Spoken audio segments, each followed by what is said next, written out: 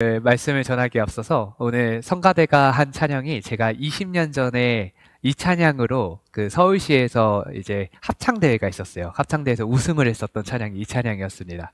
그래서 감회가 너무 새롭고 뒤에서 제가 열심히 따라 부르는데 아직 감이 죽지 않았다. 이걸 막 느낄 수가 있었습니다. 제가 미션스쿨을 나왔는데 그 미션스쿨 제가 고등학교 2학년 때였어요. 미션스쿨에서 이제 저희 학교 안에서 합창대회가 있었습니다.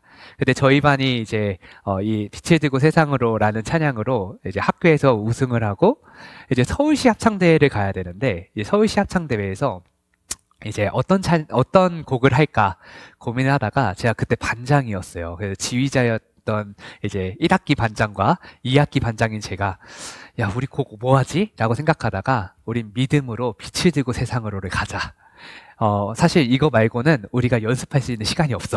하면서 이제 찬양을 이제 들고, 서울시 합창대회에 갔다가, 거기서 다른 사람들은 일반 합창곡을 부르는데 저희만 찬양을 했어요. 근데 감사하게도, 거기서 또 우승을 하게 되면서, 그때 당시 저희 반 아이들 대부분이 참 은혜를 많이 받았던 찬양이 이 빛을 들고 세상으로였습니다. 그때 또 이렇게 고등학교 시기와 잘 맞았던 것 같아요. 어둠 가운데 있었던 우리들의 학창시절. 그때 빛을 줬던 찬양이기도 했습니다. 갑자기 또 그때 생각이 나서 잠시 나누었고요. 우리 오늘날의 시대를 좀 살펴보면요. 오늘날의 시대는 참 관계가 상실된 시대다라고 이야기할 수 있을 것 같습니다. 관계 때문에 많이들 힘들어 하시고, 또 관계의 어려움으로 인하여서 때로는 극단적인 선택을 하는 경우도 종종 있습니다. 왜 이렇게 세상이 변했는지 모르겠어요. 참 관계하기가 어렵다라고 생각드는 시대고요. 또 한편으로는 어디에서나 관계가 만들어지는 시대이기도 합니다. 오늘날 젊은이들은 SNS라는 걸 하죠. 뭐 페이스북이나 트위터나 혹은 뭐 우리 예전 시대 분들은 싸이월드 같은 것들을 기억하실 거예요. 참 쉽게 일촌이 맺어지고 참 쉽게 친구의 관계가 형성이 됩니다. 그러다가도 저 사람이 나와 조금 맞지 않다라고 생각이 들면 싸이월드에서는 일촌 끊기 라고 하는 것을 선택하고요. 또 페이스북이나 트위터와 같은 데에서 또 요즘에 인스타그램 같은 데에서는 팔로우를 취소하는 경우들이 종종 있습니다. 그래서 이러한 상황을 사회적인 용어로 이 캔슬 컬처라고 표현을 합니다. 캔슬 컬처. 캔슬이라고 하는 표현은 우리나라 말로는 취소하다는 뜻이고요. 컬처 그냥 문화, 취소하는 문화라는 거예요. 그러니까 관계를 너무 쉽게 맺기도 하고 쉽게 끊기도 한다라는 겁니다. 그리고 요즘에 연예인들이 자살하고 있는 그런 뭐 이슈들을 보면 대부분이 SNS 상에서 자신의 인기가 추락하고 있는 것을 보거나 혹은 인터넷상의 댓글들이 자신에게 부정적으로 이렇게 흘러갔을 때 그것으로 인하여서 상처를 받고 극단적인 선택을 하는 경우도 종종 있죠. 참 오늘날의 시대는 관계가 많기도 하지만 관계가 쉽게 끊어지기도 하는 그런 시대다라는 것을 알 수 있습니다. 그런데 이러한 것들이 젊은이들만의 문제가 아닙니다. 오늘날 우리들의 가정에서도 교회에서도 사회에서도 이러한 문제들은 깊숙이 우리의 삶 가운데 침투해 있습니다. 요즘 결혼을 하면요. 트렌드가 결혼을 하고 나서 혼인신고를 하지 않는 게 일종의 트렌드라고 합니다. 왜 혼인신고를 하지 않느냐라고 물어보면 두 가지 이유가 있다고 해요. 첫 번째 이유는 너무 쉽게 이혼하기 때문에 아예 결혼했던 사실조차 만들지 않겠다라고 하는 게 첫 번째 이유입니다. 또 두 번째 이유가 무엇이냐면 요즘에 복지 혜택 가운데 신혼부부 혜택들이 있어요. 그래서 신혼부부 혜택을 받을 수 있는 그 시기가 될 때까지 신혼부부로서의 지위를 나중에 얻겠다라는 거예요. 그러니까 더 누리고 싶다라는 거죠. 이러한 이유 때문에 결혼이라고 하는 중요한 관계에 있어서도 그 관계 설정을 어려워하는 게 오늘날의 시대입니다. 또 교회 공동체도 마찬가지입니다. 코로나 이후로 우리 교회 공동체 정말 관계가 많이 무너지는 것을 경험했습니다. 모이지 못하게 되고 또 모이는 것을 두려워하게 되는 그러한 것들을 경험하게 됐죠. 여러분들 이러한 시대를 살아본 적 있으십니까? 아마도 없으셨을 거예요. 교회에 나가면 항상 좋은 사람들과 좋은 믿음의 교제를 나누는 것, 그것이 행복함이었고 또 결혼을 하면 당연히 혼인신고하고 또 누군가를 만났을 때 친구라고 하는 것, 벗을 만들었을 때는 그 친구와 오랫동안 함께 마음을 나누는 사이를 당연한 것처럼 여겼던 시대. 그 시대가 우리 윗세대들의 시대였습니다. 하지만 오늘날의 관계는 인스턴트 음식과 같이 너무나 쉽게 만들어지고 또 쉽게 버려지는 관계가 되었죠. 이러한 관계는 전혀 성경적이지 못합니다. 골로새서 3장 13절에 보면 너희가 서로 용납하고 피차 용서하되 주께서 너희를 용서하신 것 같이 하라라고 이야기하면서 이런 관계가 쉽게 끊어지는 문제를 성경에서는 하나님은 원하시지 않는다라는 것을 알 수가 있죠.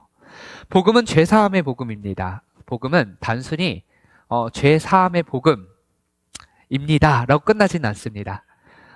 복음은 죄를 사하여 주시는 복음이기는 하지만 더 나아가서는 하나님과 원수된 나와의 관계를 화목해 하는 복음입니다. 그래서 복음은 죄 사함도 있고요.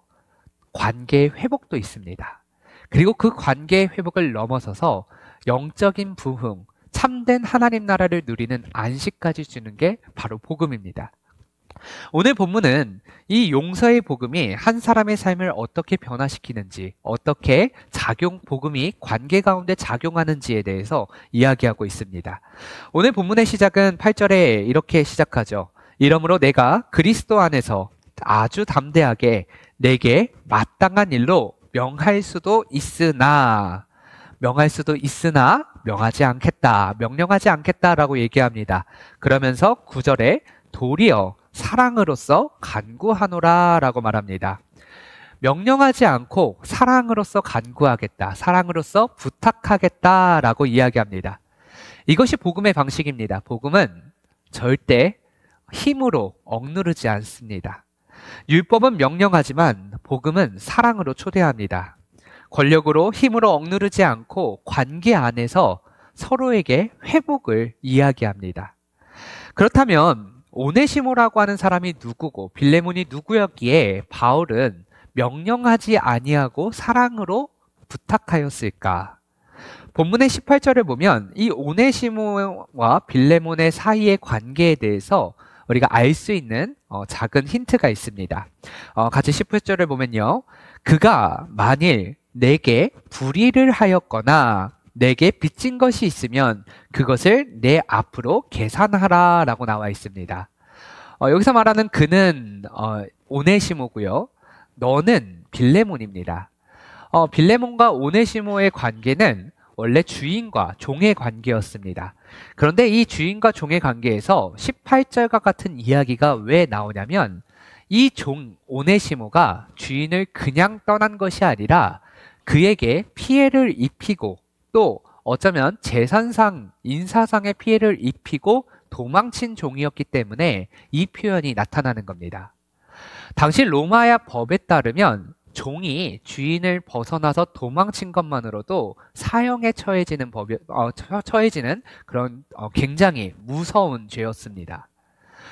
우리가 그런 사형에 처해진다 하면 그러한 범죄를 저지른 사람을 흉악범이라고 이야기를 하죠. 그런데 그냥 흉악범이 아니라 주인에게 인사상, 재산상의 피해를 입히고 도망친 종이었다면 오늘날로 말하면 극악무도한 흉악범이라고 이야기를 할 수 있습니다. 오네시모는 그 당시의 관점에서 보면 극악무도한 흉악범이었습니다. 이 극악무도한 흉악범, 좋은 사람입니까? 나쁜 사람입니까? 나쁜 사람이죠. 그런데 그 나쁜 사람을 바울이 뭐라고 표현하느냐? 10절에 갇힌 중에서 낳은 아들이라 라고 표현을 합니다. 갇힌 중에서 낳은 아들. 자, 바울에게 아들이지만 아들이 아닌 아들 두 사람이 있었습니다. 첫 번째 사람은 바로 영적인 아들 디모데였습니다. 그리고 두 번째 아들이 바로 갇힌 자 중에 낳은 아들 오네시모입니다. 이 두 사람의 인생은 너무나 다른 인생이었습니다. 우리 디모데 하면 무엇이 생각나시죠? 디모데 하면 영적인 모범생. 어려서부터 외할머니와 어머니의 신앙을 잘 이어받아 말씀으로 훈련된 자가 디모데였습니다. 누가 봐도 바울이 너무나 사랑할 만한 영적인 모범이 되는 모범생 디모데, 내 아들이다 하는 것에는 정말 이견이 없어요. 하지만 오네시모는 극악무도한 흉악범입니다. 감옥에서 만난 자예요. 그 감옥에서 만난 극악무도한 흉악범을 내 아들이라 라고 표현했다는 건 엄청난 일입니다. 오늘날에도 아버지와 아들의 관계는 굉장히 중요한 관계죠. 혈육으로 묶여있고 아버지와 아들의 관계는 정말 끈끈한 관계다라고 이야기할 수 있습니다. 하지만 그 당시에 아버지와 아들의 관계는 오늘날의 혈육으로 묶여진 관계 그 이상의 의미를 갖습니다. 예수님께서 아버지와 아들은 하나다라고 표현을 하시죠. 그때 아버지는 하나님이셨습니다. 그러자 사두개파 사람들과 바리새파 사람들이 예수님의 그 말을 신성모독이라 이야기하며 돌을 들어서 예수님을 치려고 달려듭니다. 그 당시에 아버지와 아들은 그냥 예수님께서 그냥 하신 말이 아니라 진짜 하나였어요. 아버지가 목수면 아들도 목수입니다. 아버지가 하나님이면 당연히 아들도 하나님입니다. 아버지가 바울이면 아들은 바울과 같은 존재가 되는 거예요. 바울은 이 빌레몬의 종 오네시모를 바로 내가 감옥에서 낳은 아들이다 라고 표현을 하면서 자신과 같은 존재로 인식하기를 원했습니다. 그렇게 아들이라 부르면서 오네시모에 대하여 11절에 너에게 무익하였으나 이제는 나와 내게 유익하다라고 얘기를 합니다. 너에게 이전에는 무익했다. 그렇죠. 무익했죠. 왜 무익합니까? 종은 종으로서의 역할을 해야 되는데 종이 주인에게 해를 입히고 탈출했으니 무익한 존재죠. 오히려 무익이 아니라 해로운 존재입니다. 그런데 그 해로운 존재가 이제는 너와 나에게 유익하다. 도대체 어떤 일이 있었기에 유익하게 되었을까? 바로 복음을 만났다는 것이죠. 우리 16절 중반절을 보면요. 이 오네시모에 대해서 빌레몬에게 이렇게 이야기를 합니다. 그를 곧 사랑받는 형제로 여겨라. 사랑받는 형제, 바로 복음 안에서 그가 변화되었다는 뜻이에요. 복음이 변화되었기 때문에 그가 너에게는 해로운 존재였지만 이제는 복음을 받아들인 이상 너에게도 나에게도 너무나 유익한 존재가 된 것 아니냐라고 오네시모를 소개하고 있습니다. 오네시모는 자신의 전주인 빌레몬뿐만 아니라 바울에게도 유익한 자가 되었다. 복음이 그 사람의 정체성을 변화시킨 거예요. 재밌는 것은요, 이 오네시모라는 이름의 뜻은 유익한 자라는 뜻을 갖고 있습니다. 오네시모, 그는 원래 유익한 자라는 이름을 갖고 있는 유익한 자여야만 했으나 이제 복음을 만남으로써 이제야 드디어 자신의 이름과 같이 유익한 자로 살게 되는 거예요. 복음은 사람의 인생을 변화시키는 능력이 있습니다. 여러분 믿으십니까? 여러분 복음은 세상을 변화시킬 능력이 있습니다. 정말 믿으십니까? 그런데 우리는 그 복음을 믿는다라고 이야기하지만 부끄러운 이야기지만 복음을 전하는 데 있어서 수많은 두려움과 걱정이 복음을 전할 수 없게 만듭니다. 복음을 이렇게 전할 때에 저 사람들이 듣고 실망하면 어떡하지? 복음을 이렇게 전했는데 저 사람과 나와의 관계가 깨어지면 어떡하지? 복음을 내가 전하는 데 있어서 저 사람들이 듣기 싫어할 텐데 그것이 나의 삶을 위협하면 어떡하지? 정말 복음의 능력을 믿는데 우리는 전혀 복음의 능력을 믿지 못하는 것처럼 살아가고 있어요. 제 제자 가운데 한 사람이 이제 조선에 내한했던 선교사님들이 선교 보고로 이제 편지를 써서 이제 선교 본부에다가 이렇게 보냅니다. 그 편지를 번역하는 일들을 맡은 적이 있었어요. 그때 한창 이제 이 친구가 한국 교회에 아직 번역되지 않고 소개되지 않은 그 편지들을 번역하면서 정말 은혜되고 너무 특별한 이야기들을 저에게 보내주더라고요. 제가 그때 정말 조선에서 하나님이 어떻게 역사하셨는지를 너무 깊이 있게 경험하는 시간이었습니다. 한 편지의 내용 가운데 이런 글이 있었어요. 어느 날 한 주인과 종이 같이 교회에 나왔대요. 주인이 이제 종을 데리고 몸종을 데리고 교회에 와서 교회에 등록해서 교회를 다니기 시작한 겁니다. 교회 다니면서 복음을 듣고 주인과 종이 같이 세례를 받고 신앙생활을 정말 열심히 했대요. 열심히 신앙생활을 하다가 문제가 생겼습니다. 어떤 문제가 생겼느냐? 종이 주인보다 먼저 장로의 직분을 받은 거예요. 여러분, 지금 주인보다 종이 먼저 장로의 직분을 받았다. 아, 그럴 수 있지라고 생각할 수 있겠지만 100년 전, 150년 전을 생각해 보세요.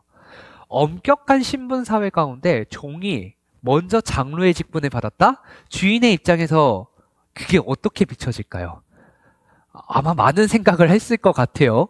그런데 그 편지의 글에는 어떻게 이야기가 나왔냐면 주인이 종이 장로가 되는 것을 너무 기뻐하였다.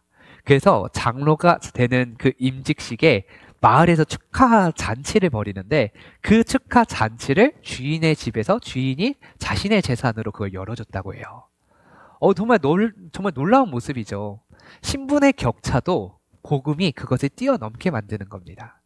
감사한 것은 그 주인도 나중에 장로님이 되셔서 참 훈훈하고 아름다운 결말로 우리에게 전해지고 있지만 그 당시 넘을 수 없는 신분의 격차, 복음이 그것을 넘게 했습니다. 그것뿐만이 아니에요.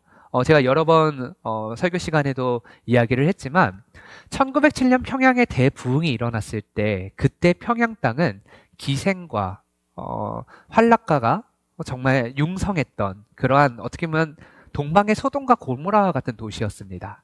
근데 그 선교사님의 한 편지 가운데는 그런 글이 있어요. 동방의 소돔과 고모라와 같았던 그런 평양 땅이 주일이 되면 술집이 문을 닫고 기생들이 출근을 하지 않게 되었다. 이곳은 동방의 예루살렘이 되었다. 여러분, 한국 교회의 역사 가운데 하나님께서 복음으로 세상을 바꾸시는 그 기적을 우리는 이미 맛보았습니다. 분명 복음은 세상을 바꾸고 기생들이 주일에 교회에 나가야 된다며 술집 문을 닫는 일들이 발생하고 신분의 격차가 넘어서는 놀라운 일들이 나타나는 게 그게 복음의 능력이에요. 그런 복음의 능력 가운데 오네시모는 무익한 자였던 오네시모가 유익한 자로 변화되는 정체성이 바뀌는 완전한 변화가 이 자리 가운데 있었다라는 것이죠. 여러분, 복음은 정말로 능력이 있습니다. 오늘날에도 마찬가지입니다. 제가 복음을 알지 못했다라면 여러분들 앞에 서서 복음을 선포할 수 있었을까요? 여러분들 복음을 알지 못했다면 제가 여러분들을 만나 여러분들 인생에 담긴 하나님의 이야기를 들으면서 은혜 받을 수 있었을까요? 우리가 복음 안에 있지 않았다면 서로가 서로에게 유익하지 못한 자였겠지만 복음 안에서 변화된 우리들은 서로가 함께 모여있는 그 시간이 유익한 시간이고 하나님의 은혜를 함께 누리는 시간이 되었죠.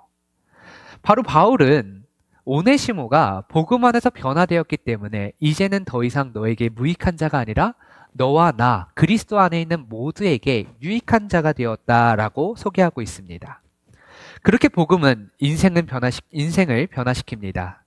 사랑하는 여러분, 복음의 능력을 의심하지 아니하시기를 바랍니다. 복음은 능력이 있습니다.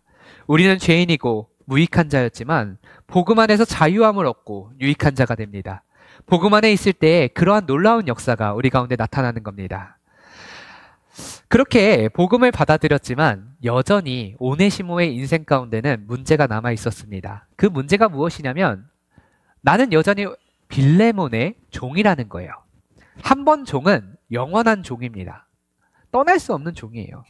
그렇기 때문에 바울은 이 오네시모의 신분이 빌레몬에게 있어서 종의 신분이고 복음을 받아들인 종, 이렇게까지 여겨질 수도 있는 이 오네시모를 이제는 자신에게, 바울에게 그 소유권을 넘기라라고 얘기합니다. 이것이 바울이 종이 필요해서 그 소유권을 넘기라가 아니라 이제 오네시모라고 하는 사람의 소유권을 너가 아니라 하나님께 드리라는 거예요. 하나님의 일을 할 수 있도록 오네시모의 신분을 바꿔달라라고 이야기를 하는 겁니다. 그러면서 바울은 오네시모를 12절에 보면 내 신복이라라고 이야기합니다. 제가 갖고 있는 성경책에는 내 신복이라고 하는 것에 각주가 달려 있습니다. 각주에 심장이라고 써져 있습니다. 여기서 원어로 살펴보면 정확하게는 심장이라기보다는 나의 소중한 장기라고 표현이 되어 있어요. 이 내 소중한 장기, 내 심장이다라고 표현하는 것은 소중한 장기가 없으면, 심장이 없으면 사람이 살 수 있습니까? 살 수 없죠. 바울은 오네시모를 그냥 나의 아들이다, 그것을 넘어서서 그가 없이는 나도 없고 그와 나는 온전히 하나가 된 관계다라는 것을 강조하는 거예요. 그렇게 강조함으로써 너는 이제 더 이상 오네시모를 너의 종이라라고 소유권을 주장하지 아니하고 하나님께 온전히 드려 하나님 안에서 연합된 관계로서 그 역할들을 감당할 수 있게 하라라는 것이죠. 그만큼 바울이 오네시모를 얼마나 사랑하고 아꼈는지를 알 수 있습니다. 그렇게 사랑의 마음으로 빌레몬에게 13절과 14절을 보면 이 오네시모를 이제 더 이상 너의 소유물로 두지 말라라고 얘기하면서 중요한 15절의 말씀을 우리에게 줍니다. 우리 빌레몬서 15절의 말씀, 아마로 시작되는 이 말씀을 우리 함께 읽어보겠습니다. 시작. 아마 그가 잠시 떠나게 된 것은 너로 하여금 그를 영원히 두게 함이니 라고 얘기해요. 이게 13절과 14절의 말씀을 어떻게 보면 요약하면서 바울이 가장 중요한 핵심적인 내용을 이렇게 전달한 것으로 볼 수 있는데요. 여기 15절에 보면 상반절에 그가 잠시 떠나게 된 것은 이라고 나오죠. 자, 편지를 받는 빌레몬의 입장에서는 오네시모는 종이에요. 내 소유물이에요. 그 당시 로마에서는 종과 주인의 관계가 어떤 관계냐? 주인이 종을 소유하는데 일종의 종은 우리로 말하면 소모품과 같은 역할을 합니다. 그러니까 건강할 때 잘 써먹고 아프거나 죽으면 쓸모없는 그냥 소모품인 거예요. 그런데 이제 바울이 빌레몬에게 야, 그가 너를 잠시 떠났었다라고 얘기하죠. 잠시 떠났었다. 빌레몬에게 있어서 지금 오네시모는 잠시 떠난 관계예요. 붙잡혀 있으니까 다시 나에게 돌아와야 되는 관계죠.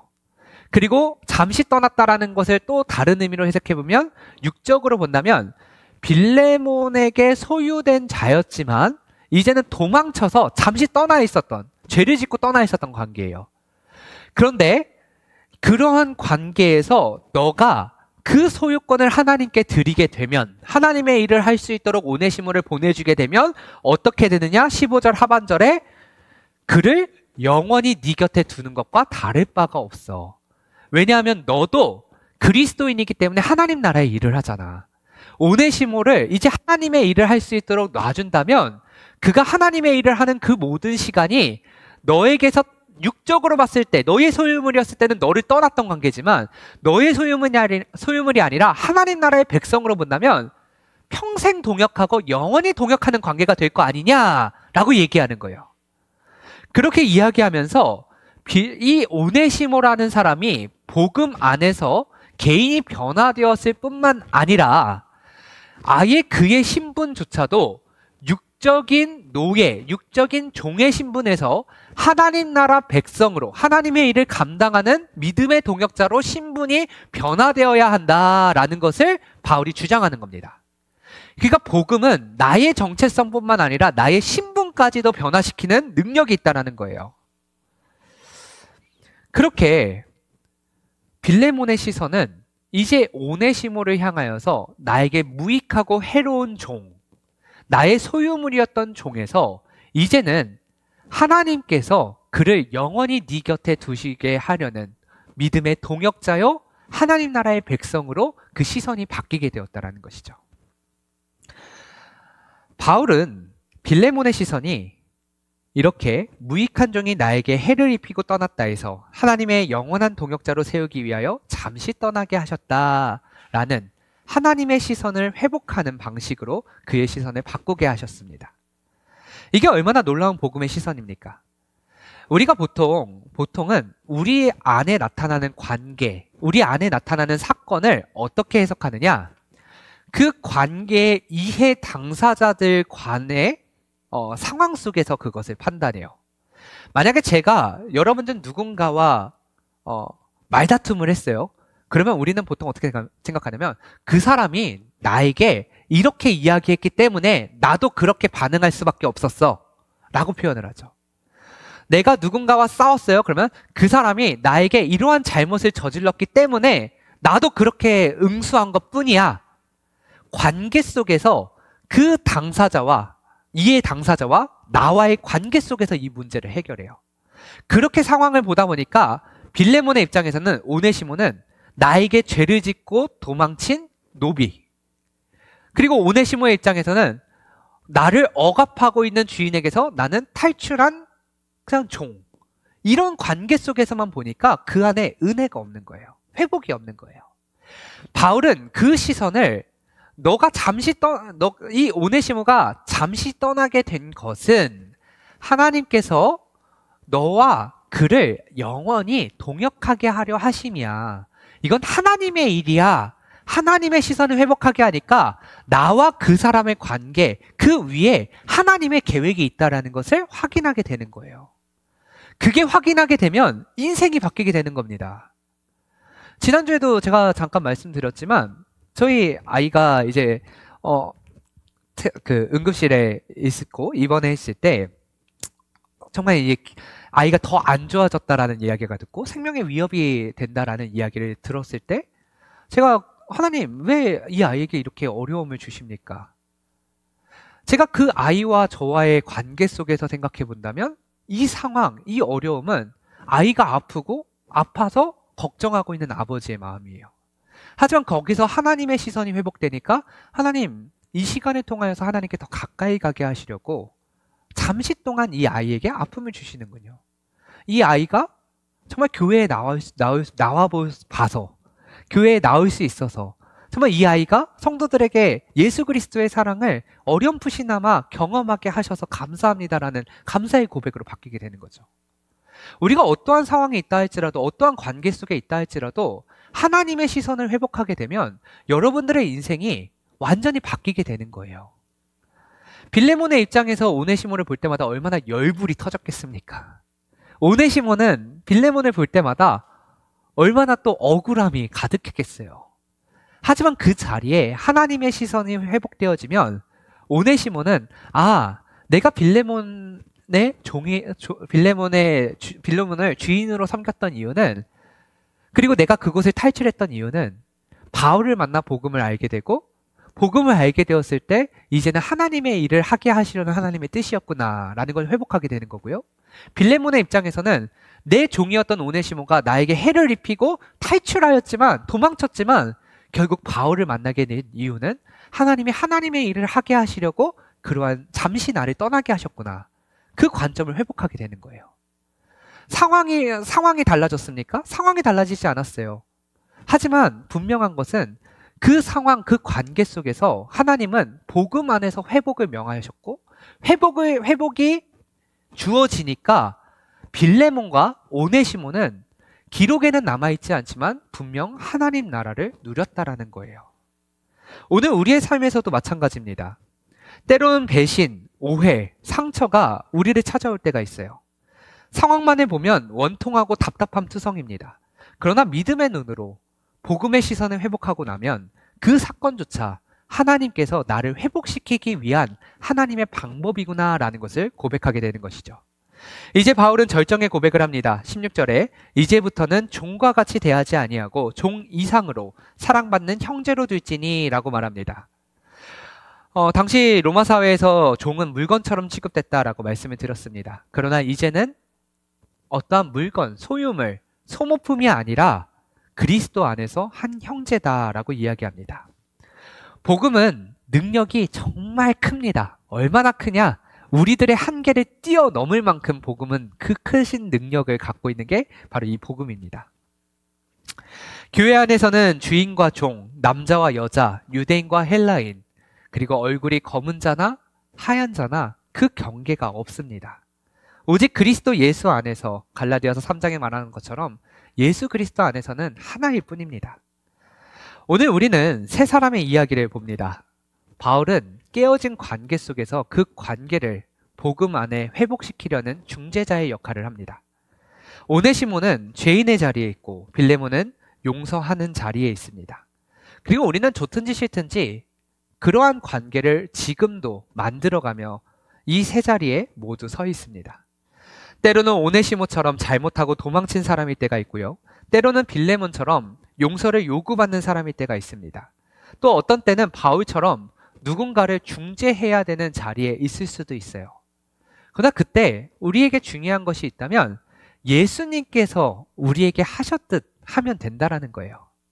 예수님께서 나를 죄인의 자리에서 의인의 자리로 옮기시고 원수된 자리에서 화목하여 하나님을 아버지라 부를 수 있는 자녀의 자리로 옮기셨다면 우리 또한 내가 누군가에게 잘못을 했을 때 잘못을 구하고 용서를 구하는 것, 그거 당연한 일이죠. 우리가 누군가를 용서해야 할 때 그 사람을 용서해야 될 때 그 사람의 조건, 그 사람의 전제가 무엇이든지 간에 내가 먼저 그 사람을 용서할 수 있는 것. 예수님께서 그렇게 하셨다면 나도 그렇게 하는 겁니다. 또 깨어진 관계가 보일 때 그 깨어진 관계 속에서 저 사람들 어떡하냐? 뭐 알아서 되겠지. 시간 지나면 해결되겠지. 예수님이라면 그렇게 하셨을까요? 아마도 아니었을 겁니다. 예수님은 그 자리에 가셔서 복음 안에서 회복을 명하셨을 거예요. 오늘 이렇게 관계가 깨어진 사회 속에서 정말 복음이 절실합니다. 복음은 능력이 있습니다. 어느 누가 한국교회가 위기라고 이야기를 합니까? 저는 한국교회의 위기는 없다라고 이야기해요. 왜냐하면 복음이 능력이 있기 때문입니다. 복음이 능력이 있기 때문에 오히려 이 사회는 복음을 더 필요로 하는 사회예요. 깨어진 관계가 넘쳐나는 이 사회는 복음 안에서 회복을 갈망하는 시대라고 확신합니다. 복음은 우리에게 이렇게 얘기합니다. 그의 잘못을 너의 마음에 담지 말고 예수 그리스도 그분의 사랑 안에서 풀어라. 그를 종으로 보지 말고 이제는 형제로 자매로 나의 사랑하는 자로 여겨라. 그가 너를 떠난 것은 하나님이 더 깊은 관계로 이끄시려는 하나님의 방법이다. 본문은 끊임없이 우리에게 이야기하고 있어요. 어쩌면 오늘 이 말씀을 듣고 예배를 마치고 돌아가는 길에 여러분들의 마음속에 한 영혼이 떠오를 수도 있습니다. 관계적으로 불편한 한 영혼이 나타날 수도 있고요. 때로는 깨어진 관계 속에 갈등하고 있는 두 사람이 기억날 수도 있어요. 그 영혼이 여러분들의 마음속에 생각난다면 그것은 하나님께서 이번 한 주간 여러분들에게 주신 숙제입니다. 예수님처럼 이 시대의 작은 예수로 살라라는 우리 주님의 어떻게 보면 요청이고 숙제예요. 그 요청이 여러분들에게 임했을 때 여러분들 순종하시기를 바랍니다. 바울과 같이 중보자의 역할을 감당하시고 갈등의 자리에 오네시모와 같이 복음 안에서 화목을 구하고 또 빌레몬과 같이 오네시모를 이제는 사랑하는 나의 형제로 여기고 정말 그러한 사랑의 전달이 있는 그러한 시간, 그게 이번 한 주간이 되기를 간절히 원합니다. 무엇보다도 우리의 가정과 우리의 인생 가운데 하나님의 시선이 회복되어서 십자가의 사랑이 흐르고 있음을 확인하는 저와 여러분들 되시기를 바라고 우리 한우리교회가 세상과 그리스도와의 화목을 이룰 수 있는 그런 은혜의 도구가 되기를 간절히 축원합니다. 기도하겠습니다.